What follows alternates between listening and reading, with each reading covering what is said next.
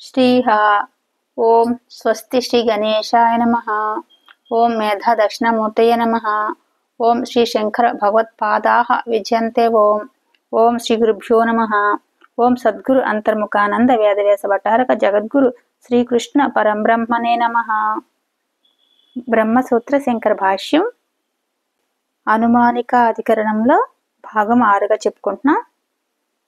5వ భాగాన్ని ఒక్కసారి చెప్పుకుందాం. నేతి నేతి అంటే ఇది కాదని అర్థం కదా. ఇది ఇట్లు కాదని ఇక్కడ సాంఖ్య స్మృతిలో ఒక ప్రసిద్ధంగా మహద్వ్యక్తాలు ఉన్నాయని చెప్పడానికి ఉద్దిష్టమైనది అయితే కాదు. ఇక్కడ 3 గుణాలు గల అంటే త్రిగుణాలు అని ఏ విధంగా ప్రధానం ఒక స్వతంత్రమైన కారణంగా సాంఖ్య స్మృతులలో ప్రసిద్ధంగా ఉన్నాయో అటువంటి ప్రతిపజ్ఞ అంటే ఎంత చెప్పుకున్నాం కదా, గుర్తించబడుతుందని. ఇక్కడ అటువంటిది ఇక్కడ ఏమీ లేదు. కేవలం అవ్యక్తం అనే శబ్దం మాత్రమే గుర్తించబడుతుంది. ఏది వ్యక్తం కాదో అది అవ్యక్తం అని, అంటే మనకు కనిపించదో అది అవ్యక్తం అని ఒక విగ్రహ వాక్యం గల ఆ శబ్దం అనేది ఒక అయౌగిక శబ్దమే కానీ సూక్ష్మము చూడశక్యము కానిది అయినా మరొక వస్తువు విషయంలో కూడా ప్రయోగించబడవచ్చునని. సూక్ష్మం అంటే చెప్పాను కదా, అంతా వ్యాపించి ఉండి కనిపించకుండా మనకు సూక్ష్మంగా ఉంటుంది, అంతటా వ్యాపించి ఉంటుంది అయినా సరే అని దాని గురించి ప్రయోగించబడింది. కాబట్టి ఈ శబ్దం దేని యందు కూడా ఒక రూఢంగా లేదని కాదని ఒక ప్రధానవాదులు సాంఖ్యులు ఏ రూఢిగా ఉన్నదో అది వాళ్ళకే ఒక పారిభాషికంగా ఒక వేదార్థాన్ని చెప్పటంగా ఆధారంగా కాదని కాజాలదని చెప్పారన్నమాట నిన్నటి భాగంలో. ఇప్పుడు 6వ భాగం చెప్పుకుంటున్నాం. వివరణ.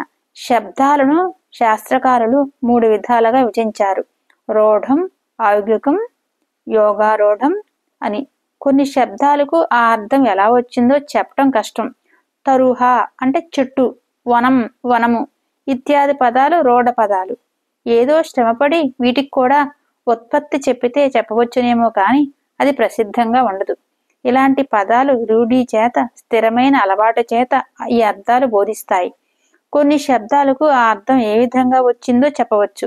దాశరథిహ అంటే దశరథుని కుమారుడు, వసుదేవుని కుమారుడు ఇత్యాది పదాలు ఔగికాలు.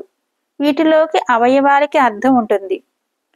పంకజం అంటే పద్మం, అంటే సరోజం అంటే పద్మం మొదలైనవి యోగరూఢ పదాలు. పంకం నుండి పుట్టినది అంటే సరస్సులో పుట్టిందని వీటికి ఔగిక అర్థాలన్నమాట. ఉన్నా కూడా వీటిని నాచు, నత్తగొల్ల మొదలైన అర్థాలలో కాక పద్మం అనే అర్థంలోనే సాధారణంగా ప్రయోగిస్తారు. అప్పుడప్పుడు మరొక అర్థంలో ప్రయోగించడం లేకపోలేదు. ఈ విభాగం సాధారణంగా చేసినది. అపవాదులు ఉండవచ్చు. పరిభాషణగా ఒక్కొక్క శాస్త్రంలో కొన్ని పదాలకు వాళ్ళు పెట్టుకున్న కొన్ని ప్రత్యేకమైన సంకేతాలు. ఇక్కడ అవ్యక్త శబ్దానికి సాంఖ్యులు ప్రధానం అనే అర్థం నిర్ణయించుకున్నారు. అది వాళ్ళ శాస్త్ర పొరకే సీమితం. ఆ అర్థాన్ని వేదార్థ నిర్ణయం చేసేటప్పుడు గ్రహించవలసిన పని లేదని భావం. దీనికి వివరంగా చెప్పుకుందాం. శబ్దాలకు కూడా ఒక విధానం అంటూ ఉండదు. మనం అవసరమైంది ఒక శబ్దానికి ఒక పేరు పెట్టుకుంటాం కదా అన్నట్టు ఎంత వివరంగా చెప్పారు చూడండి. శబ్దాలను శాస్త్రకారులు 3 విధాలుగా విభజించారు. ఒకటి రూఢమని, ఒకటి ఔగికమని, ఒక యోగారూఢమని, అట్లా 3 రకాలుగా చెప్పారు. కొన్ని శబ్దాలకు ఆ అర్థం ఎలా వచ్చిందో కూడా చెప్పడం కష్టమట. ఎట్లా అంటే తరుహ అంటే చెట్టు అని అట్లా వచ్చిందంట, ఎట్లా వచ్చిందో కూడా మనకే తెలియదంట. వనం అంటే వనమని ఇత్యాది పదాలు రూఢ పదాలుగా దాన్ని అటువంటి వాటిని రూఢ పదాలు అంటారంట. ఇంకా మళ్ళీ ఏదో శ్రమపడి వీటికి కూడా ఉత్పత్తి చెప్తే చెప్పవచ్చు. కొంతమంది దీనికి కూడా శ్రమపడి ఏదో ఉత్పత్తిగా చెప్పొచ్చు కానీ అదైతే ప్రసిద్ధంగా ఉండదు అని చెప్తున్నారు అన్నమాట. ఇలాంటి పదాలు రూఢి చేత అంటే ఒక స్థిరమైన అలవాటు చేత ఈ అర్థాలు బోధిస్తాయన్నమాట, వస్తాయన్నమాట అట్లా.